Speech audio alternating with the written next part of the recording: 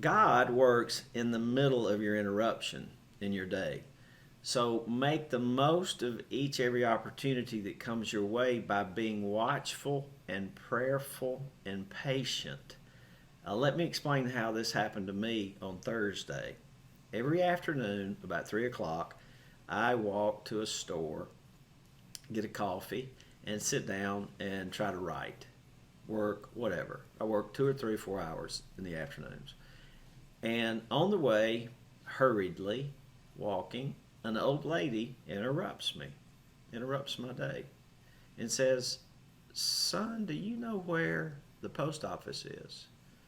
And she was walking toward the post office, but that post office is a long way. And I said, "Well, you're walking toward a post office, but it's a long way. But there's another post office around the corner this way." And she kind of looked disappointed, and she said, "Okay, thank you." And she started walking in the wrong direction. And I stopped her and I said, "Ma'am, would you like for me to take you to the post office?" Because I could tell she was really old and maybe suffering from dementia, which was true.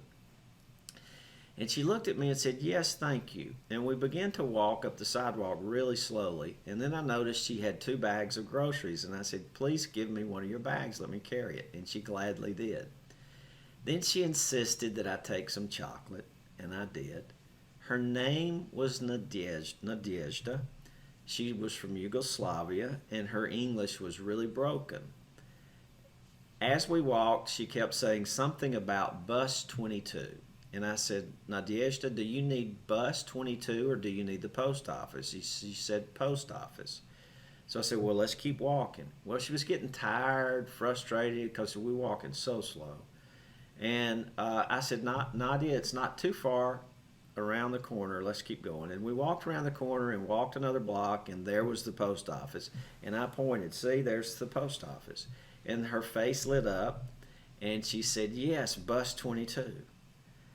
And we walked across the next street, and there was the bus 22 sign. And she said, "Here, bus 22. And I said, "Oh, so you do need bus 22. She said, "Yes."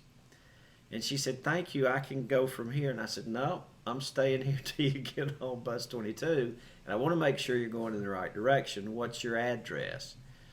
She didn't remember her address, but she had it in her purse. And I made a picture of her address and found her, did Google Maps and made sure that she was going in the right direction, and she was. And while we waited on bus 22 to come, she shared with me that she was 95 years old, and I asked her if she had anybody that took care of her, like some children, and she said, "No, all of my relatives have passed." And she was really angry about that. I think she wished she had already gone. But everybody that can take care of her is gone. And she said, "You are a good man." And I said, "Well, thank you, but really, God sent you an angel today." And she just beamed. And I'm going to let you watch a video that I took where she got on the bus.